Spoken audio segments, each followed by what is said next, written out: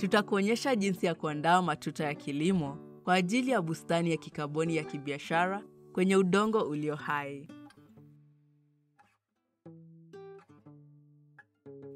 Mafunzo ya kilimo cha bustani kwa biashara. Maandalizi ya matuta ya kilimo. Andaa matuta ya kilimo. Matuta ya kilimo ni nini? Ni njia ya kilimo inayoboresha mazao na kutunza uhai wa udongo. Matuta ya kilimo ni vipande vya ardhi ambao umeinuliwa na unapaswa kupanda mimea. Imegawanywa na njia za kupita ambazo zimo chini kuliko matuta ya kilimo. Kwa ajili ya mafunzo, utahitaji shamba la mita 12 kwa mita 12. Utatengeneza matuta 10 ya mita 10 katika shamba hili.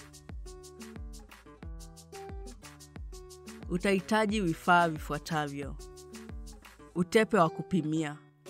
Fito 40 ya sentimita 45 hadi 50. Kamba ya mita 30.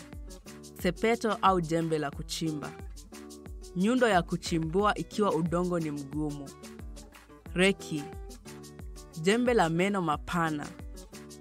Ndoo ya kunyweshea au mpira wa maji ili kumwagilia maji. Ikiwa una mboji au mbolea, panga kutumia toroli 4 kwa kila tuta. Utahitaji pia mabaki kavu kama vile nyasi, majani ya mti iliyokauka au mabaki ya mazao iliyokauka. Utahitaji kama toroli 5 kwa kila njia ya kupita. Maandalizi ya matuta hufanywa kwa hatua 7. Kama vyombo vyote viko tayari, haitachukua zaidi ya siku 1 kwa watu wawili. Hatua ya kwanza: kuchagua na kutayarisha shamba lako. Chagua shamba la mita 12 kwa 12, haswa karibu na chanzo cha maji. Ikiwa lazima, sawazisha udongo kabla ya kuanza. Ikiwa udongo umekauka sana, mwagilia maji mengi ili kusaidia kwa hatua zifuatazo. Hatua ya pili: kupima matuta ya kilimo. Kwanza, lazima uchukue vipimo vya kutengeneza matuta. Matuta ni sentimita 75 kwa upana. Njia za kupita ni sentimita 40. Lazima uanze na kumalizia kwa njia za kupita. Anza katika mwisho mmoja wa shamba. Panda fito. Tumia utepe wa kupimia kupima sentimita 40 kwa upana. Panda fito ya pili. Sasa una mpaka wa njia ya kupita ya kwanza.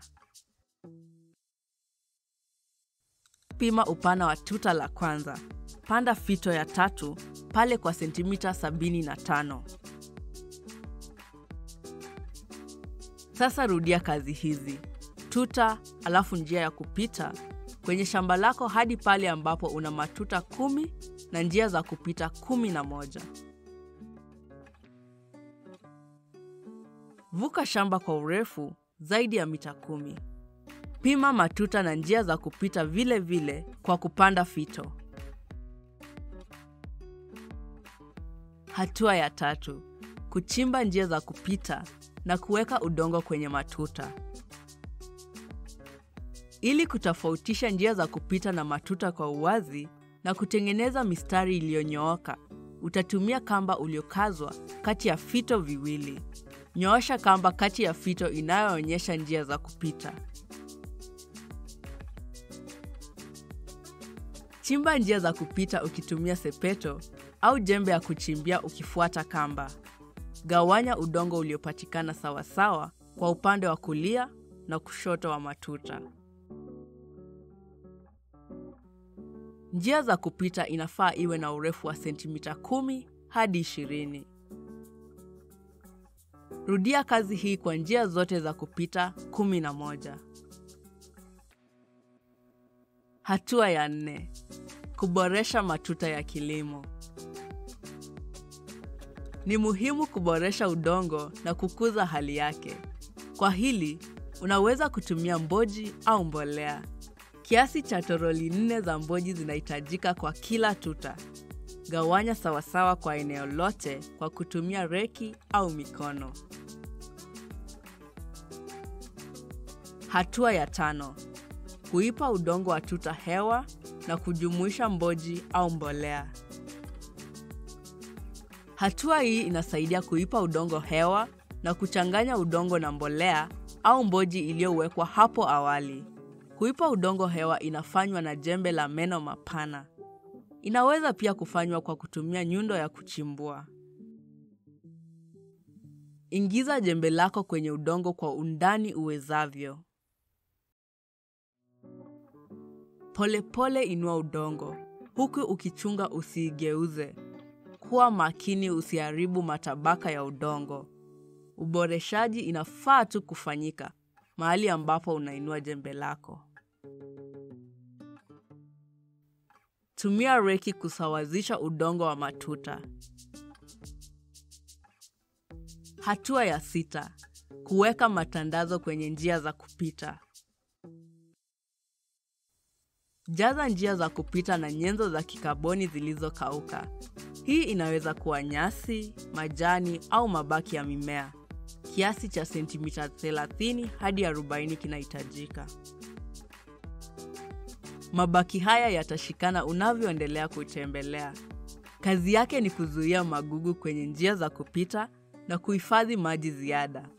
Vile vile, mabaki haya yatakuwa mboji wakati unaposonga. Hatua ya 7. Kumwagilia maji. Baada ya kumaliza kutayarisha matuta, mwagilia maji kwenye shamba zima.